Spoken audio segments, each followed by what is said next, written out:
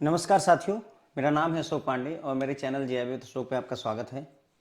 तो एएफएम में फ्रेंड्स आज हम मॉड्यूल डी करेंगे, चैप्टर नंबर 31। ठीक है, मेरे ख्याल से चैप्टर नंबर 29 फिर 30 है और फिर 31 है। ओके, तो 29 और 30 आई बिलीव कवर हो गया है। हम 31 स्टार्ट कर रहे हैं।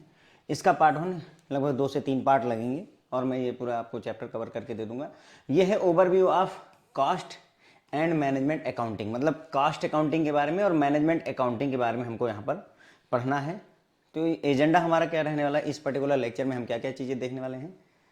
इसमें हम देखेंगे कॉस्ट अकाउंटिंग क्या होती है, कॉस्ट कॉन्सेप्ट क्या होता है, कॉस्ट अकाउंटिंग कैसे इवॉल्व हुई है, ऑब्जेक्टिव क्या है इसका, एडवांटेज क्या है, कॉस्ट के एलिमेंट्स क्या क्या होते हैं, कॉस्ट यूनिट क्या होती है, कॉस्ट सेंटर क्या होता है, ये सारी चीज़ें हम यहाँ पर सीखने वाले हैं। ठीक है, तो बहुत ज़्यादा मतलब ज़्यादा लोड लेने वाला चैप्टर नहीं है। आप आराम से बस पढ़ते हुए, कहानी को समझते हुए, सुनते हुए चले चलिए, काम हो जाएगा इसमें। ठीक है, तो ज़्यादा डिफिकल्टी है नहीं फ्रेंड्स। देखो, मैं थोड़ा सा ये दिखा दूँ पहले, कौन कौन सी ब्रांचेज हैं अकाउंटिंग की। हम यहाँ पर 2 पढ़ रहे हैं।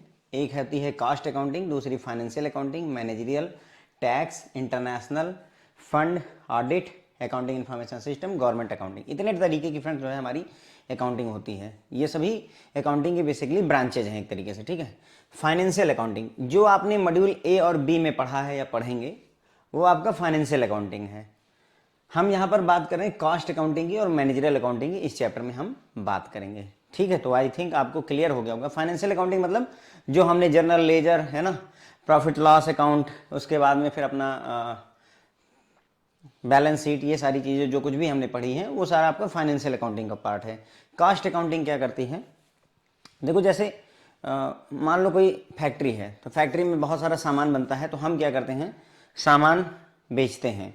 माल खरीद कर लाए, 2 लाख का माल खरीद कर लाए और उसको जो है प्रोसेस किया और कितने में बेच दिया, 2.5 लाख रुपए। मान लो हमने 2 लाख में खरीदा और 2.5 लाख में बेचा, तो हमारा 50,000 रुपये का हमको फायदा हो गया। कुछ इस तरीके की अकाउंटिंग हम फाइनेंशियल अकाउंटिंग में करते हैं। कास्ट अकाउंटिंग क्या करती है कि भाई 2 लाख रुपए का तुम सामान लेकर के आओ, फिर 2.5 लाख रुपए का उसका बेचे, चलो यहाँ तक तो ठीक है, लाए कितने का बेचा कितने का। इसके बाद ये 2 लाख रुपए लगा करके तुमको इस प्रोडक्ट को बनाने में कितना खर्चा लगा, किसी प्रोडक्ट को बनाने में कितनी कॉस्ट आई, उसके बारे में पूरा लेखा जोखा रखना कॉस्ट अकाउंटिंग का पार्ट होता है। ठीक, पूरा डिटेल में चर्चा करेंगे, थोड़ा बहुत समझ में आया होगा, आगे जैसे जैसे बढ़ेंगे चीज़ें और क्लियर होती जाएंगी। तो देखिए इंट्रोडक्शन में, financial accounting is very important in keeping a record of financial transactions and to show the true and fair picture of financial position of an organisation. तो फाइनेंशियल अकाउंटिंग जरूरी होती है किस चीज़ के लिए, जो भी हमारी फाइनेंशियल ट्रांजेक्शंस हो रही हैं उनका रिकॉर्ड मेंटेन करने के लिए, और साथ ही साथ में किसी भी कंपनी की, किसी ऑर्गेनाइजेशन की फाइनेंशियल पोजीशन क्या है, घाटे में है, नफे में है, ये सारी चीज़ें जानना हमारे लिए इंपॉर्टेंट होता है। ठीक है, however this alone is not enough in today's competitive environment of business world, मतलब आज के बिजनेस की दुनिया में सिर्फ यही बातें जानना, फाइनेंशियल अकाउंटिंग से ही काम हमारा चलने वाला नहीं है। Even if the book of accounts are maintained accurately, up to date and as per the norms, the financial accounting has its own limitation in providing some critical input to the management for decision making. तो बोल रहे हैं कि मान लेते हैं कि हमने जो फाइनेंशियल अकाउंटिंग है वो प्रॉपर तरीके से की हुई, हमारी जो बुक ऑफ अकाउंट है वो प्रॉपर एक्यूरेटली मेंटेन है, अप टू डेट है, एज पर रूल रेगुलेशन है, लेकिन उसके बावजूद भी इसकी सर्टेन लिमिटेशन है, मैनेजमेंट को डिसीजन लेने में ये पूरी तरह से हेल्पफुल नहीं साबित हो पाती है। ये एक इसकी प्रॉब्लम सामने निकल करके आती है। Financial accounting reveals and reflect the profit और loss of a company as a whole. Financial accounting क्या करती है, किसी कंपनी का प्रॉफिट या लॉस कितना है पूरी कंपनी के पॉइंट ऑफ व्यू से वो बताती है। मान लो अगर तुम्हारे 5 प्रोडक्ट हैं, तो 5 प्रोडक्ट में कौन सा प्रोडक्ट अच्छा काम कर रहा है तुम्हें नहीं पता है, पूरे टाटा ग्रुप का कितना प्रॉफिट और लॉस है वो पता चलता है। लेकिन टाटा ग्रुप अगर मान लो विद इन टाटा मोटर्स है फॉर एग्जाम्पल, तो टाटा मोटर्स सिर्फ एक गाड़ी नहीं बनाती, वेराइटी, बहुत सारी वेराइटी है उसके पास में, सफारी है, नेक्सा है, सॉरी नेक्सॉन है ना, बहुत सारी वेराइटीज होती हैं, इंडिका है, इंडिगो है। तो कौन सा मॉडल इनका बढ़िया सक्सेसफुल है उस चीज़ की जानकारी हमें नहीं मिल पाती है यहाँ पर। क्यों? क्योंकि हमारे पास में कंपनी, पूरे कंपनी के प्रॉफिट या लॉस का डिटेल्स फाइनेंशियल अकाउंटिंग से आकर के सामने आ जाता है। ठीक है, it fails to offer information on expenses and profit of the various subdivisions of the organisation since it does not classify accounts on the basis of department और segment, products और प्रोसेस और sales territories. मतलब क्या होगा, हमारे पास जो जानकारी आएगी वो पूरी ऑर्गेनाइजेशन के बारे में आती है, उसके सब डिवीजन के बारे में हमें जानकारी नहीं आती है। कौन सा डिपार्टमेंट अच्छा कर रहा है, कौन सा प्रोडक्ट बढ़िया कर रहा है, कौन सी प्रोसेस से हमें फायदा हो रहा है, ये सारे के बारे में हमें जानकारी बिल्कुल भी नहीं मिल पाती। किससे? फाइनेंशियल अकाउंटिंग से। तो अब जहाँ कमियां होंगी वहीं पर कोई, मतलब जहाँ पर प्रॉब्लम होगी वहीं पर ही समाधान के लिए कोई ना कोई चीज आती है, ठीक है। तो because of these flaws in the financial accounting system cost accounting was developed. तो इसी फ्लॉ को दूर करने के लिए ही कास्ट अकाउंटिंग का जन्म हुआ, कास्ट अकाउंटिंग को सामने लाया गया। Cost and management accounting is the branch of accounting developed due to limitation of the financial accounting, ठीक है। तो कास्ट और मैनेजमेंट अकाउंटिंग जो होती हैं वो अकाउंटिंग की ब्रांचेज हैं। मैंने आपको सारी ब्रांचेज, 9 ब्रांचेज होती, सारी दिखाई थी, ठीक है। और ये क्यों डेवलप हुई? क्योंकि हमारी जो फाइनेंशियल अकाउंटिंग थी उसमें लिमिटेशन थी। मैंने आपको बताया कि मॉड्यूल ए, मॉड्यूल बी हम फाइनेंशियल अकाउंटिंग पूरा पढ़ रहे हैं, ठीक है। यहां जाकर के कास्ट अकाउंटिंग की बात हो रही है।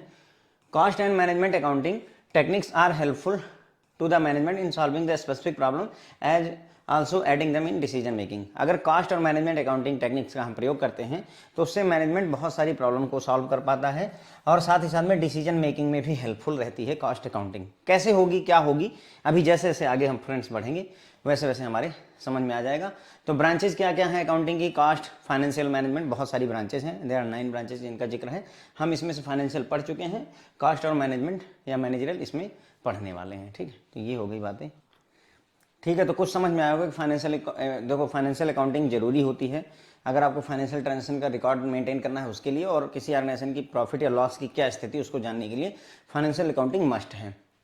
लेकिन ये अकेली मतलब फाइनेंशियल अकाउंटिंग अब पर्याप्त नहीं रह गई, और भी ब्रांचेज की हमें ज़रूरत है। भले ही हम अकाउंट को प्रॉपर तरीके से अप टू डेट मेंटेन करके रखें, तब भी हमें फाइनेंशियल अकाउंटिंग अपनी खुद लिमिटेशन है, उस लिमिटेशन से वो आगे डिटेल हमें नहीं दे सकती है। फाइनेंशियल अकाउंटिंग जो है रिवील करती है किस चीज़ की, कि मतलब कंपनी एज ए होल क्या प्रॉफिट और लॉस हुआ है, उसके जो वेरियस डिवीजन्स हैं, बहुत सारे प्रोडक्ट हैं, उनके बारे में हमें जानकारी बिल्कुल भी नहीं देती कि कौन सा प्रोडक्ट अच्छा परफॉर्म कर रहा है, ठीक है। इस फ्लॉ की वजह से कास्ट अकाउंटिंग का उद्भव होता है, जन्म होता है। कास्ट अकाउंटिंग और मैनेजमेंट अकाउंटिंग जो है आपकी ब्रांच है किसकी? अकाउंटिंग की। और ये इसलिए जो है ओरिजिनेट हुई, इसलिए इनका एवोल्यूशन हुआ है क्योंकि फाइनेंशियल अकाउंटिंग में कहीं ना कहीं लिमिटेशन थी, ठीक है। कास्ट और management accounting, managerial accounting help करती है किसमें? स्पेसिफिक प्रॉब्लम को सॉल्व करने में। हम आगे देखेंगे कौन सी प्रॉब्लम्स, और डिसीजन मेकिंग में भी कास्ट अकाउंटिंग आपकी हेल्प करती है। डिफरेंट ब्रांचेज का यहाँ पर हमने जिक्र किया। कास्ट अकाउंटिंग यहाँ से स्टार्ट करेंगे, ठीक। तो कॉन्सेप्ट ऑफ कास्ट देख लेते हैं, यानी कास्ट क्या होती है? मूल्य, दाम। तो meaning of cost is different for consumer and the producer of the product. जो प्रोडक्ट बनाता है उसके लिए कास्ट अलग है, जो खरीदता है कंज्यूमर उसके लिए प्रोडक्ट अलग होता है, मतलब कास्ट अलग होती है। जैसे कंज्यूमर के लिए कास्ट का मतलब होता है परचेज प्राइस। जितने में तुम्हें मोबाइल खरीदने में, मान लेते हैं आपने आईफोन खरीदा, 1 लाख रुपए अगर आपके लग गए तो वो आपके लिए आईफोन की कास्ट है। किसके लिए? कस्टमर के लिए, परचेज प्राइस। लेकिन प्रोड्यूसर के लिए, एप्पल कंपनी के लिए क्या सीन है? For the producer of the product or provider of the service. अगर कोई प्रोडक्ट को प्रोड्यूस कर रहा है या कोई सर्विस को प्रोवाइड कर रहा है तो उसके लिए कॉस्ट का मतलब होता है एक्सपेंडिचर इनकर्ड, कितना खर्चा हुआ है उस प्रोडक्ट को बनाने में या उस सर्विस को प्रोवाइड करने में, ये होता है उसके लिए कॉस्ट, ठीक है। तो जो प्रोड्यूसर है, जो सर्विस प्रोवाइडर है, उसके लिए कॉस्ट का मतलब होता है उस प्रोडक्ट को बनाने में कितना खर्चा हुआ है या उस सर्विस को प्रोवाइड करने में कुल मिलाकर के कितना खर्चा हुआ है, उसे ही हम कॉस्ट बोलते हैं। कॉस्टिंग का मतलब होता है ascertaining these cost incurred in the producing these specific product और providing this specific service. Costing का मतलब होता है कि जो हम कॉस्ट कह रहे हैं कि हाँ इतना इतना खर्चा हुआ है, उसको निश्चित करना कि हाँ वाकई इतना ही खर्चा हुआ है। अगर ऐसा हम असर्टेन कर पा रहे हैं किसी प्रोडक्ट के बनाने में या किसी सर्विस को प्रोवाइड करने में तो उसे कॉस्टिंग कहा जाता है, ठीक है। उसके बाद में कॉस्ट में बहुत सारे एलिमेंट्स होते हैं, जैसे आपका मटेरियल होता है, लेबर होता है, एनर्जी होती है, ट्रांसपोर्ट होता है, डिप्रिसिएशन होता है, ये सारी चीज़ें आपका कॉस्ट के एलिमेंट्स होते हैं, ठीक है। ये हो गया। मीनिंग ऑफ कॉस्ट अकाउंटिंग की बात करनी है तो हमने कॉस्ट का कॉन्सेप्ट में देखा कि कॉस्ट क्या होती है। कस्टमर के लिए कॉस्ट का मतलब जितने में मुझे प्रोडक्ट परचेज करने में मिला, एक टीवी मैंने 20,000 की खरीदी तो एज ए कस्टमर मेरे लिए कॉस्ट 20,000 रुपये हो गई। उस टीवी को बनाने में मान लो जो पार्टी है, जिस कंपनी ने बनाया है, एलजी ने बनाया है, तो एलजी को मान लो 12,000 रुपये खर्चा हुए, तो उसके लिए खर्चा कितना हुआ उस प्रोडक्ट को बनाने में? 12,000। तो वो उसके लिए कॉस्ट होती है। मैन्युफैक्चरर के लिए कितना खर्चा हुआ, एक्सपेंडिचर जितना होता है उसे उस प्रोड्यूसर ऑफ द मतलब प्रोडक्ट का प्रोड्यूस करने वाला या सर्विस का प्रोवाइड करने वाला, उसके लिए वो कॉस्ट होती है। जैसे हम सर्विस के लिए देखिए, जैसे आप अब रिचार्ज करवाते हैं, मोबाइल में एयरटेल का रिचार्ज आपने करवाया, तो क्या कर रहे हैं आप, बेसिकली एक सर्विस ले रहे हैं, कोई प्रोडक्ट नहीं देते। वो बात करी, खर्चा हो गया, काम खत्म हो गया। जैसे मैं आपको सर्विस प्रोवाइड कर रहा हूँ, चलिए अभी तो मैं कोई चार्ज नहीं करता, लेकिन अगर मान लीजिए मैं आपसे 500 रुपये चार्ज कर रहा होता फॉर एग्जांपल, तो मतलब मैं आपको क्या कोई प्रोडक्ट नहीं देता, मैं आपको सिर्फ सर्विस प्रोवाइड करता हूँ कि हाँ आप अपने लैपटॉप अपने मोबाइल पर जो मैं पढ़ा रहा हूँ आप पढ़ सकते हैं, आपको फिजिकली कुछ हैंड में नहीं आता। तो सर्विस प्रोवाइड करने में मुझे कितना खर्चा लगा, वो मेरे लिए कॉस्ट हो जाती है। ठीक है, कॉस्टिंग में हम ये सर्टेन करते हैं कि जो कॉस्ट हम कह रहे हैं कितना इतना खर्चा लगा, उसको हमें निश्चित करना होता है। कॉस्ट में बहुत सारे एलिमेंट होते हैं, जैसे कि मटेरियल लगता है, हमारा लेबर का कॉस्ट लगता है, एनर्जी लगती है, ट्रांसपोर्ट लगता है, डिप्रिसिएशन लगता है, ये सारी चीज़ें लगती हैं। मीनिंग ऑफ कॉस्ट अकाउंटिंग की अगर हम बात करें, कॉस्ट अकाउंटिंग का क्या मतलब है, तो for an organization producing only one product the costing exercise may be simple as the cost per unit can be arrived by dividing the total cost by the number of unit produced। मतलब बोल रहे हैं कि कोई company है जो सिर्फ एक प्रोडक्ट बनाती है, ठीक है, तो मान लो इन्होंने जो है 10,000 रुपये का कोई सामान, मतलब कुल मिलाकर के उन्होंने पूरे साल में 10,000 रुपये का सामान बेचा, ठीक है, या फिर जो है कुल मिलाकर के 10,000 रुपये का सामान बनाया, कितने का, कितना खर्चा हुआ पूरे साल में 10,000 रुपये, और कुल कितने प्रोडक्ट बनाए इन्होंने, मान लेते हैं 10 प्रोडक्ट, कितने खिलौने बनाए, 10 खिलौने बनाए, जिन्हें बनाने में उनके 10,000 रुपये पूरे खर्चा हुए। तो इसका मतलब एक खिलौना बनाने में इनका कितना खर्चा हुआ, 1,000 रुपये खर्चा हुआ। यही बोल रहे हैं कि किसी ऑर्गेनाइजेशन में जो सिर्फ एक प्रोडक्ट बनाती है उसके लिए बहुत आसान है कॉस्टिंग, क्योंकि क्या करना है, per unit cost, per unit, एक यूनिट का कॉस्ट, एक खिलौने की कॉस्ट पता करने के लिए आपको कुछ नहीं करना है, टोटल कॉस्ट को डिवाइड कर देना है नंबर ऑफ कितनी खिलौने कितनी यूनिट बनी हुई है, वही हमने यहाँ पर किया। तो ये तो सरल है, लेकिन ये कठिन हो जाता है। But for an organization producing multiple product, अगर कोई ऑर्गेनाइजेशन मल्टीपल प्रोडक्ट बना रही है, द कॉस्टिंग एक्सरसाइज में be a bit complicated as the cost are to be allocated properly to each product. ठीक है, तो यहाँ अगर मल्टीपल प्रोडक्ट बनाना शुरू कर दिया, तो अब मान लो 10,000 रुपए के प्रोडक्ट बने, लेकिन इसमें कुल मिलाकर के 5 तरीके के, कुल मिलाकर के 50 प्रोडक्ट बने, 5 तरीके के, मतलब 5 टाइप के प्रोडक्ट बने। तो अब हो सकता है कोई प्रोडक्ट ऐसा हो जो 100 रुपए का हो, मे बी कि एक प्रोडक्ट है जो 100 रुपए बनाने में लगता है, एक प्रोडक्ट है जिसको बनाने में 10 रुपए लगते हैं। तो ऐसे में हम सर्टेन नहीं कर सकते, सिर्फ ये डिवीजन वाला मेथड यहाँ पर फेल कर जाता है। ठीक है, एग्जाम्पल इन्होंने दिया, जैसे if the total cast of fuel and electricity is 20 lakh, एक कोई कंपनी है, उसकी टोटल कास्ट जो है बिजली और पेट्रोल पर, तेल पर 20 लाख रुपए खर्चा हुई, और 5 तरीके के प्रोडक्ट वो मैन्युफैक्चर करती है, तो it will not be correct to allocate 4 lakh. अब हम क्या करें, 20 लाख रुपये टोटल खर्चा हुआ, 5 तरीके के प्रोडक्ट बने, तो हर एक प्रोडक्ट को बनाने में 4 लाख रुपए खर्चा हुए, ये नहीं कह सकते। क्यों?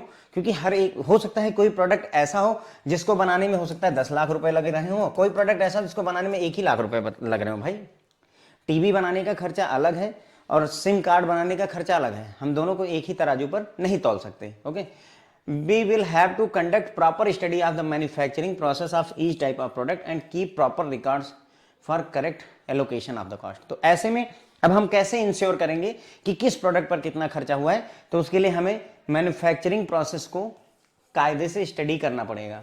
हर तरीके के जो प्रोडक्ट प्रोड्यूस हो रहे हैं उनकी मैन्युफैक्चरिंग प्रोसेस को स्टडी करिए, उनका प्रॉपर रिकॉर्ड मेंटेन करिए, ताकि आप कॉस्ट को प्रॉपरली एलोकेट कर सकें। जैसा कि मैंने आपको बताया है ना, कि कोई प्रोडक्ट है जिसको बनाने में 10 लाख रुपीज़ खर्चा हो गया, तो ये कैसे पता चला, एक प्रॉपर स्टडी की गई, नज़र रखी गई कि हाँ इसको बनाने में 10 लाख लग रहे हैं, इस तरीके के प्रोडक्ट बनाने में 1 लाख रुपए लग रहे हैं, तो हम उस पर नज़र रख रहे हैं। Cost accounting deal with this aspect, इसी एस्पेक्ट के साथ कॉस्ट अकाउंटिंग डील करती है कि हाँ किस प्रोडक्ट को बनाने में हमारा कितना खर्चा लगा। कॉस्ट अकाउंटिंग क्लियर हो जाती है बात मेरे ख्याल से, शायद अब आपको थोड़ा समझ में आया होगा कॉस्ट अकाउंटिंग के बारे में। इसमें क्या करते हैं, हम आइडेंटिफाई करते हैं, मेजर करते हैं, रिकॉर्ड करते हैं, एलोकेट करते हैं, कम्युनिकेट करते हैं इकोनॉमिक इन्फॉर्मेशन को जो कि रिलेटेड है उस प्रोडक्ट या सर्विस से मनी के टर्म में। ठीक है, तो हमारा काम होगा कि किसी प्रोडक्ट बनाने में कितना पैसा लगा उसको आइडेंटिफाई करना, उसको मेजर करना, रिकॉर्ड करना, एलोकेट करना, ये सारी चीज़ें करना कॉस्ट अकाउंटिंग का काम होता है। ठीक है, तो मीनिंग ऑफ कॉस्ट अकाउंटिंग में अगर हम बात करें तो अब आपको समझ में आ गया होगा कॉस्ट अकाउंटिंग क्या होती है। किसी भी ऑर्गेनाइजेशन में अगर मान लो एक प्रोडक्ट बन रहा है तब तो बहुत आसान है भाई, एक ही प्रोडक्ट बन रहा है, क्या करिए, मान लो टोटल खर्चा 20 लाख रुपए लग रहा है और एक ही तरीके के जो है 1000 प्रोडक्ट बनाए, तो 20 लाख डिवाइडेड बाई 10,000 डिवाइड कर दिया, 10,000 प्रोडक्ट बने थे तो 20 लाख से डिवाइड कर दिया, हमारा एक प्रोडक्ट की कास्ट निकला। ये कोई बहुत ज़्यादा डिफिकल्ट नहीं है। ठीक है, या हमने टोटल एक प्रोडक्ट बनाने में हमको 100 रुपये लगे और कुल मिलाकर के 4 यूनिट उसकी बनी, तो 100 डिवाइडेड बाई 4 25 हो गया, ये कोई दिक्कत नहीं। लेकिन अगर एक ऑर्गेनाइजेशन 5 तरीके के, 10 तरीके के, 15 तरीके के, जैसा मैंने आपको टाटा मोटर्स का एग्जांपल दिया था, टाटा मोटर्स सिर्फ एक ही तरीके की गाड़ियां नहीं बनाती, कुछ गाड़ियां होंगी जो 20 लाख की हैं, कुछ गाड़ियां हैं जो 6 लाख की, कुछ 8 लाख की हैं। तो ऐसे में अब हो सकता है 8 लाख वाली की 100 यूनिट बनती हो साल भर में, हो सकता है कि 20 लाख वाली की 15 ही यूनिट बनती हो साल में, काइंड ऑफ दैट। तो बहुत सारी वेरिएशंस विल बी देयर। तो हमारे लिए ये कह पाना कि मतलब टोटल जो है 20 लाख रुपए टाटा कंपनी ने खर्चा किए और 5 तरीके की गाड़ियां बनाई, तो 20 लाख डिवाइडेड बाई 5, 4 लाख रुपए हर एक तरीके की गाड़ी पे खर्चा हुआ, ये कहना उचित नहीं होगा। तो उसके लिए क्या करना पड़ेगा सर, उसके लिए हर एक प्रोडक्ट में इन्वॉल्व होइए, देखिए कि टाटा सफारी बनाने में कितना खर्चा लग रहा है, उसमें एक एक अकाउंटिंग करिए, कॉस्ट अकाउंटिंग। अब आपको कॉस्ट लिखनी पड़ेगी कि कितना खर्चा लगा, इसका इंजन कितने का पड़ता है, उसका उस गाड़ी का इंजन कितने का पड़ता है, उस गाड़ी का इंजन कितने पड़ता है, सब लिखना शुरू करिए। यही वहां पर हो रहा है और यही कॉस्ट अकाउंटिंग यहाँ पर होती है, ठीक है। इसमें हम पहचानते हैं, मेजर करते हैं, रिकॉर्ड करते हैं, लोकेट करते हैं, कम्युनिकेट करते हैं मनी के टर्म में इकोनॉमिक इंफॉर्मेशन को। कास्ट अकाउंटिंग का विकास कैसे हुआ, इवोल्यूशन कैसे हुआ है, तो भाई व्हेन बिजनेस स्मॉल थे और मार्केट जो है बहुत सिंपल थी, तो फाइनेंशियल अकाउंटिंग बहुत ज़्यादा सही मानी जाती है कि ठीक है ये पर्याप्त है, मैनेजमेंट के डिसीजन मेकिंग वगैरह में हमारी ज़रूरतों को पूरा करने के लिए पर्याप्त है, फाइनेंशियल अकाउंटिंग सफिशिएंट है। लेकिन कब, जब बिजनेस छोटे हुआ करते थे और मार्केट जो है सिंपल हुआ करती थी, कठिनाइयाँ मतलब कॉम्प्लेक्सिटी नहीं थी। लेकिन जैसे जैसे जो है मार्केट बड़ी होती गई, बिजनेसेस बड़े होते गए, कॉम्प्लेक्स होते गए, वैसे वैसे जैसे जैसे इंडस्ट्रियल रिवोल्यूशन आया, जब औद्योगिक क्रांति आई, तो खास करके जो मार्केट थी और बिजनेस थी, ये दोनों जो है कॉम्प्लेक्स होते चले गए, ठीक है। The need for cost accounting was felt more and more as a tool of specific and general decision making tool of the management. तो ऐसे में मतलब जैसे जैसे बिजनेस बड़ा होता गया, कॉम्प्लेक्स होता गया, वैसे वैसे ये महसूस किया गया कि भाई हमको अब फाइनेंशियल अकाउंटिंग से काम नहीं चलने वाला, हमें कॉस्ट अकाउंटिंग की ज़रूरत कहीं ना कहीं पड़ने वाली है। किसकी, कॉस्ट अकाउंटिंग की, खास कर किस काम के लिए, डिसीजन मेकिंग टूल के तौर पर। कैसे डिसीजन मेकिंग में, देखो कैसे डिसीजन मेकिंग में यूज होगा। फाइनेंशियल अकाउंटिंग हम क्यों नहीं कर सकते और इससे क्यों कर सकते, समझाता हूँ। मान लो हमें पता चला कि टाटा मोटर्स ने पूरे साल में 1 करोड़ रुपए का प्रॉफिट अर्न किया, फॉर एग्जाम्पल, ठीक है। तो अब ये तो हमें पता चलेगा कि टाटा मोटर्स ने 1 करोड़ का प्रॉफिट अर्न किया है, लेकिन क्या टाटा सफारी से ज्यादा प्रॉफिट आया, कि इंडिगो से ज्यादा प्रॉफिट आया, कि टाटा नेक्सन से ज्यादा प्रोडक्ट आया, टाटा पंच से ज्यादा प्रॉफिट आया, टाटा नैनो से ज्यादा प्रॉफिट आया, किससे प्रॉफिट ज्यादा है हमें नहीं पता चल रहा है। तो हम कैसे डिसीजन लेंगे कि किसका प्रोडक्शन बढ़ाएं और किस प्रोडक्ट को बंद ही कर दें, कैसे डिसीजन लेंगे, हम नहीं ले सकते। किससे, फाइनेंशियल अकाउंटिंग से, क्योंकि हमको ये पता है 1 करोड़ रुपए टोटल लगा मिला है हमको प्रॉफिट में।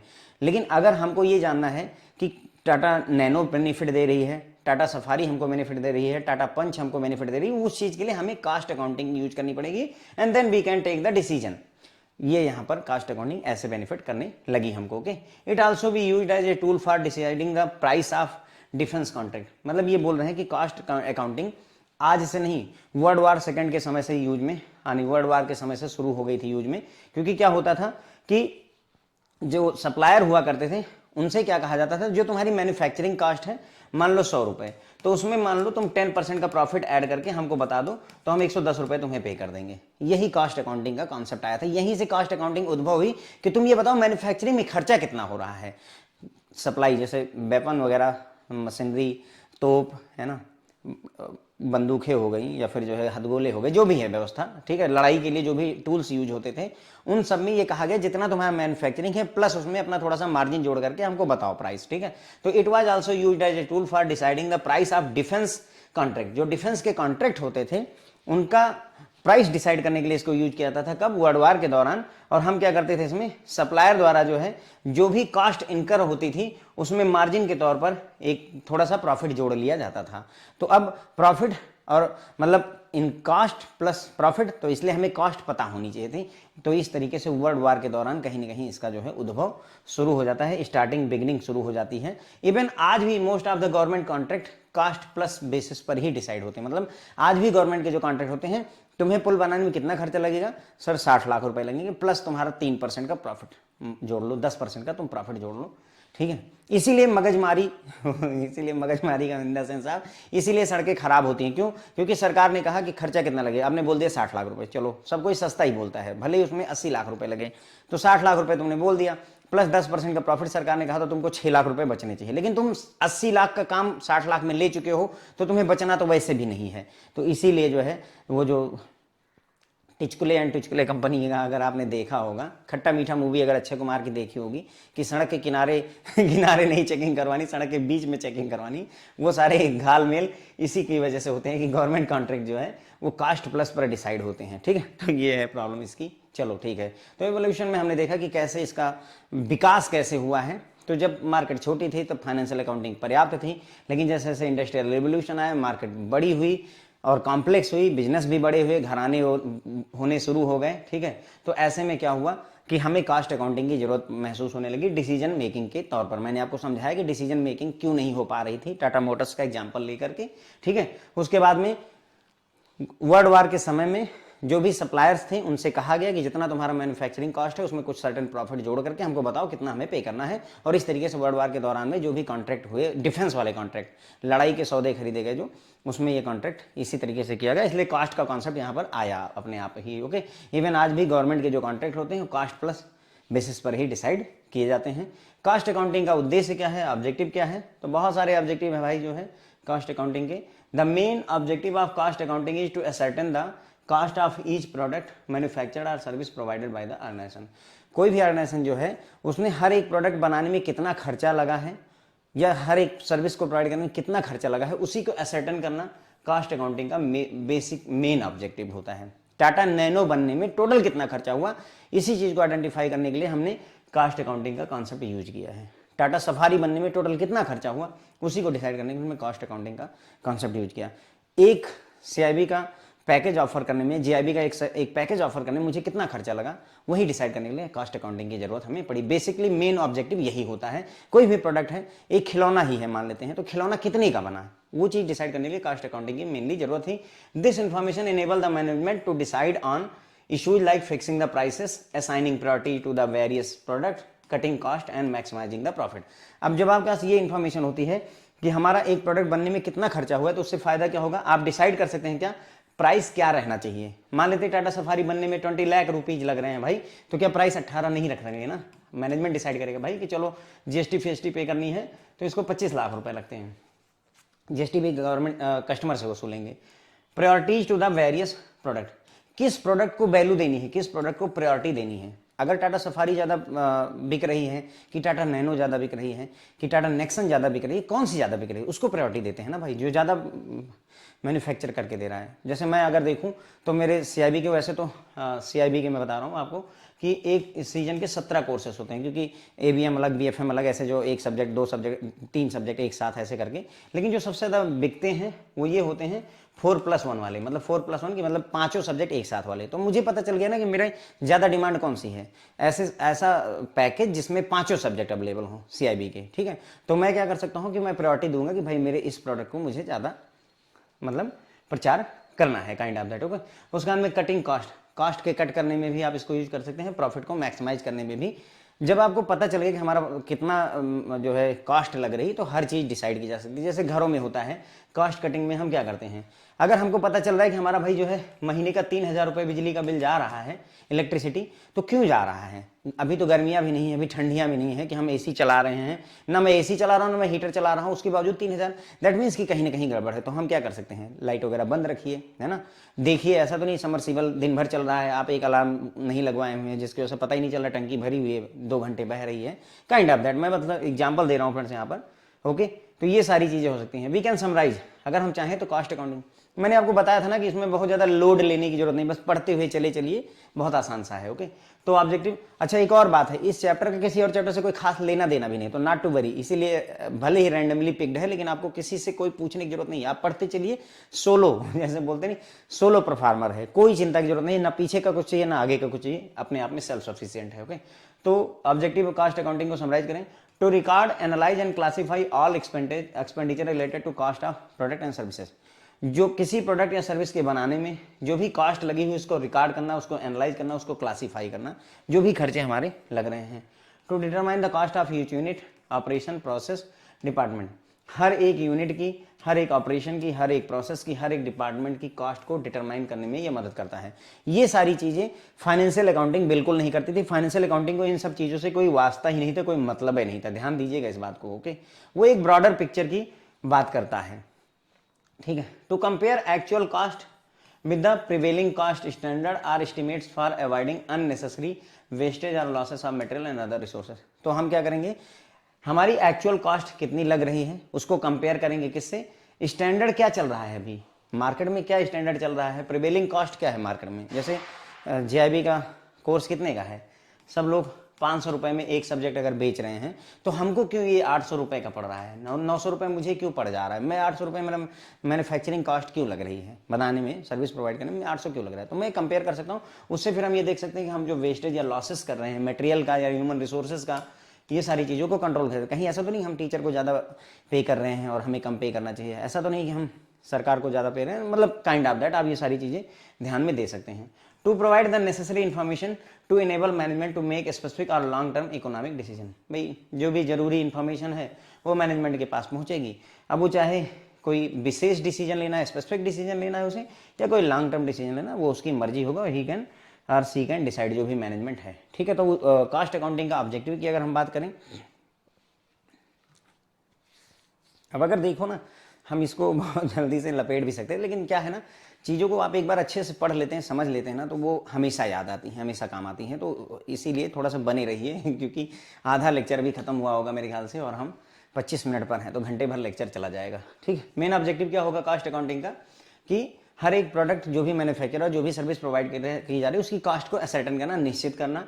ठीक है, इसकी सहायता से मैनेजमेंट निर्णय ले सकता है कि किसी प्रोडक्ट का कॉस्ट क्या रहना चाहिए, किस प्रोडक्ट को प्रायोरिटी देनी है, क्या हम कॉस्ट कट कर सकते हैं, प्रॉफिट को कैसे मैक्सिमाइज कर सकते हैं। ठीक है, तो प्रॉफिट को कैसे मैक्सिमाइज कर सकते हैं, समराइज करें ऑब्जेक्टिव को, तो हमारा काम होगा जो भी प्रोडक्ट और सर्विस है उनकी कॉस्ट में उसकी कॉस्ट को रिकॉर्ड करना, एनालाइज करना, क्लासीफाई करना, ये सब हमारा काम होता है। उसके बाद में हर एक यूनिट की कॉस्ट को डिटरमाइन करना, हर एक ऑपरेशन का, हर एक प्रोसेस का, हर एक डिपार्टमेंट की कॉस्ट को डिटरमाइन करने का। उसके बाद में एक्चुअल कॉस्ट को कंपेयर करना किसके साथ में, प्रिवेलिंग कॉस्ट स्टैंडर्ड, मार्केट में क्या चल रहा है और हम कितने में ऑफर कर पा रहे हैं उसको कंपेयर करना, ताकि हम ये देख सकें कहीं हम वेस्टेज या लॉस तो नहीं कर रहे अपने मटेरियल का, ह्यूमन रिसोर्स का, और भी जो हमारे रिसोर्सेस हैं। मैनेजमेंट को नेसेसरी इन्फॉर्मेशन प्रोवाइड करना ताकि वो डिसीजन ले सके कि हाँ क्या करना है फ्यूचर में। एडवांटेज और स्कोप की अगर हम बात करें, जो कि अगला टॉपिक है, कॉस्ट अकाउंटिंग का एडवांटेज क्या है, स्कोप क्या है, तो cost accounting provide decision making information to management in various areas. हाँ सही बात है, आपको कॉस्ट अकाउंटिंग क्या करेगी, डिटेल दे देगी, डिसीजन मेकिंग इन्फॉर्मेशन आपको प्रोवाइड कर देगी डिफरेंट एरिया में। अब आप डिसाइड करिए कि क्या करना है। ओके, कुछ some of these are as under deciding the price of product and services. आप क्या कर सकते हैं, कॉस्ट अकाउंटिंग से प्रोडक्ट या सर्विस का प्राइस डिसाइड कर सकते हैं। Deciding the on eliminating reducing production of certain product and increasing production of some others. ये डिसाइड करना कि कौन से प्रोडक्ट को खत्म कर देना है या किसका प्रोडक्शन कम कर देना है और किसका प्रोडक्शन बढ़ा देना है, ये डिसाइड करना है। टाटा सफारी का प्रोडक्शन बढ़ाना है, टाटा नेक्सन का घटाना है, पंच का घटाना है, या फिर टाटा नैनो को बंद करना है, ये सारे डिसीजन कहीं न कहीं आप यहाँ पर ले सकते हैं। Reducing wastage of material and other resources, cost accounting के साथ आपको इन्फॉर्मेशन जो मिलेगी उससे आप ये डिसाइड कर सकते हैं कि हाँ मेरा कौन सा मटेरियल वेस्टेज में जा रहा है और कहाँ पर हम इसको रोक लगा सकते हैं। इन्वेंट्री मैनेजमेंट में भी आपकी मदद करता है कास्ट अकाउंटिंग। इन्वेंट्री मैनेजमेंट क्या होता है, जैसे मान लो कंपनी ने 10 लाख कार बनाई, पूरे साल में 10 लाख कार बनाई, उसमें से 8 लाख बिक गई, 2 लाख बची रह गई, तो उसी को पूरा डिटेल इकट्ठा करना इन्वेंट्री कहलाता है। Comparing actual cost with the cost standard and estimate, actual cost को हम कंपेयर कर सकते हैं जो स्टैंडर्ड चला हुआ है। डेवलप स्ट्रेटजी ड्यूरिंग रिसेशन और इंटेंस कंपटीशन, मतलब अगर रिसेशन चल रहा है, मंदी आई हुई है या बहुत ज़्यादा कंपटीशन बढ़ा हुआ है, तो उस समय हमारी क्या स्ट्रेटजी रहेगी, कैसे हम मार्केट में अपने आप को पेंट्रेट कर सकें, कैसे अपने आप को बना के रखेंगे, वो सारी चीज़ें भी डिसाइड करने में हमें मदद करता है कौन, कास्ट अकाउंटिंग। ठीक है, तो एडवांटेज और स्कोप में हमने देखा कास्ट अकाउंटिंग है। कास्ट अकाउंटिंग हमें डिसीजन मेकिंग इन्फॉर्मेशन प्रोवाइड करती है जिसकी सहायता से हम निर्णय ले सकते हैं बहुत सारे, कौन कौन से, जैसे किस प्रोडक्ट का क्या प्राइस रखना है, किस सर्विस का क्या प्राइस रखना है, ये डिसाइड करना, किस प्रोडक्ट को खत्म कर देना है, किस प्रोडक्ट का प्रोडक्शन घटाना है, किस प्रोडक्ट का प्रोडक्शन बढ़ाना है, ये डिसाइड कर सकते हैं। कहाँ पर मटेरियल या रिसोर्सेज का वेस्टेज हो रहा है उसको कैसे रोका जाए, ये डिसाइड कर सकते हैं। इन्वेंट्री मैनेजमेंट में हमारी मदद करता है। एक्चुअल कास्ट को कास्ट का जो स्टैंडर्ड है उससे कंपेयर कर सकते हैं। उसके बाद में रिसेशन या इंट्रेंस कंपटीशन के दौरान स्ट्रेटजी डेवलप करने, इन सभी कामों में हमें हेल्प करता है। अब यहाँ से हम बात करेंगे एलिमेंट ऑफ कास्ट की। ओके, तो एलिमेंट्स ऑफ कास्ट की मैं सोच रहा हूँ इसको अगले पार्ट में निपटाते हैं। ठीक है, इसका पार्ट 2 ले आते हैं, एलिमेंट्स ऑफ कास्ट, और ये सारी चीज़ें पार्ट 2 में निपटाएंगे। भले ही 5 पार्ट हो जाएंगे, 4 पार्ट हो जाएंगे, लेकिन छोटे छोटे रहेंगे तो ठीक रहेगा। ठीक है friend, thank you so much.